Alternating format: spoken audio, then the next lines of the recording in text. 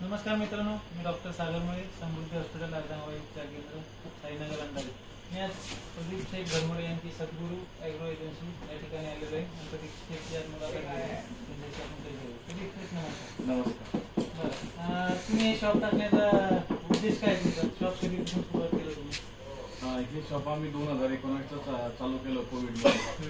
तर हे शॉप आमचा टाकण्याचा उद्देश असा होता की शेतकऱ्यांपर्यंत योग्य ती प्रोडक्ट जाणे आणि शेतकऱ्यांचं जे होणारं वेस्टेज आहे ते वाचवणे. म्हणजे आम्ही झिरो वेस्टेजवर काम करतो, तर ते वेस्टेज आम्ही शेतकऱ्यांचे वाचवतो, हे आपला मुख्य उद्देश आहे. तुमच्या शॉपचं मेन तुमचं प्रोडक्ट कुठलं आहे किंवा हे तुमच्याकडे आल्यावर 100% रिझल्ट देते असं कुठलं प्रोडक्ट तुमच्याकडे? अद्रकीवर आमच्याकडे असे एक छान प्रोडक्ट आहे की ते अद्रक म्हणजे आमच्याकडं 99% अद्रक रेशो आहे, तो सड आमच्या प्लॉटला जास्त लागत आणि रिझल्ट आता तुम्ही जास्तीत जास्त उत्पन्न किती कमी गुंठ्यामध्ये किती जास्त येतो तुमचा हायस्ट एकदम कमी शेतीमध्ये जास्त उत्पन्न? यावर्षी आमचं असं एक हे आहे की 16 गुंठ्यामध्ये 85 क्विंटल पर्यंत हायेस्ट उत्पन्न आम्ही यावर्षी घेतलं. शेतकरी अनुज दगडू पटेल, राहणार अंधारी, तालुका शिल्लक. 16 गुंठ्यामध्ये 85 क्विंटल. सरासरी जे आहे तर बाकी शेतकरी बाकी ठिकाणी किती होतात?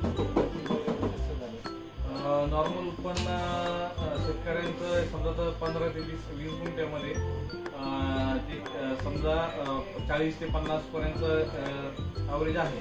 म्हणजे डबल झालं. हा, डबल झालं. आणि शेतकरी तुमचं जे इतर खर्च आहे किती प्रमाणात खर्च असतो?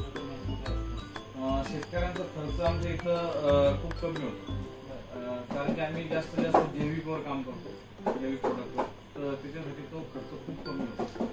आणि तुम्ही असं कम्पेअर केलं की दोन भाऊ आहे, एक तुमच्याकडे आला खर्चात आणि उत्पन्नात खर्चाचा बघितलं? हो, आम्ही मागच्या वर्षी असं एक कम्पेअरमध्ये एक 5 एकरचा प्लॉट केला होता.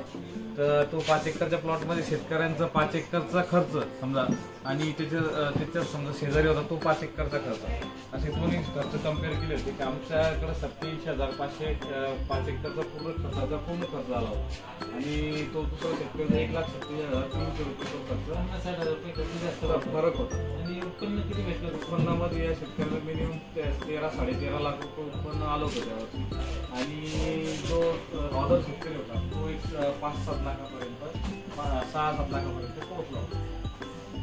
आणि तुमच्याकडे येणारे कस्टमर त्यांचं जे वेस्टेज वगैरे मटेरियल असतं जे औषध असतं किती वेस्टेज होतं किंवा वापर कसा करतो? शेतकऱ्यांचं काय होतं की त्याला प्रत्येक वेळेस किती पंप लागणार आहे हे लक्षात येते. कधी कधी काय होतं, नोझल टाईप त्याचा कमी जास्त राहते. समजा एक नोझल त्यानं घेतलं शेतकऱ्यांनी तर ते त्यातून पाणी कमी जास्त होत राहतं, मग त्याला ते अंदाज येत नाही. जो फवारणी करणारा असतो त्याच्यामध्ये त्याला फवारणीचा अंदाज नाही. एक दोन पंपाचं औषध त्याच्याकडे उडून जातात प्रत्येक टायमाला. तर मग ते काय होतं की आपण ते उरलेलं औषध शेतकऱ्याला पाहिजे नेक्स्ट डोसला आला तर शेतकऱ्याला विचारून होतो बा तुझ्याकडे काय उरलेलं आहे. तर मग त्याने काही सांगितलं की मग आता शेतकऱ्याला नाव सांगता येत नाही. आम्ही काय करतो किंवा ते फोटो क्लिक करून मोबाईलमध्ये आणि आम्हाला दाखवू, आम्ही पाहतो की याच्याकडे काय उरलेलं आहे आणि ते मटेरियल कुठंतरी एखाद्या डोसमध्ये ऍडजस्ट करून त्याला एखादा डोस आम्ही कमी करून तो डोस वापरून घेतो आणि शेतकऱ्यांचा त्यात काय होतं की तो खर्च खूपशा प्रमाणात वाचून जातो. आता मी बघितलं एवढे प्रोडक्ट व्हरायटी एवढे प्रोडक्ट तुम्ही सिलेक्शन कसे केले आणि कोणाचं एवढं तुम्हाला हे साथ मिळाली की एवढं प्रोडक्ट तुम्ही? आमचे मित्र श्री वैभव पाटील तायडे, उत्तर कृषी सेवा केंद्राचे संचालक, यांचे एक 15 ते 20 वर्षापासून त्यांचं शॉप आहे. तर त्यांचे वडिलांचे ते 20 वर्षापासून ते प्रोडक्ट वापरत होते. त्यांनी ते प्रोडक्ट समजा एक सिलेक्शन प्रोडक्टच आम्हाला वापरायला भेटले आणि त्याच प्रोडक्टवर आम्ही पुढं काम चालू ठेवलं. रिझल्ट ओरिएंटेड प्रोडक्ट तुम्हाला मिळाले आणि त्यावर तुम्ही काम केलं. म्हणजे त्यांचा खूप तुम्हाला सहभाग झाला किंवा तुम्ही सहकार्य झालं, त्यांचं खूप सहकार्य झालं आम्हाला.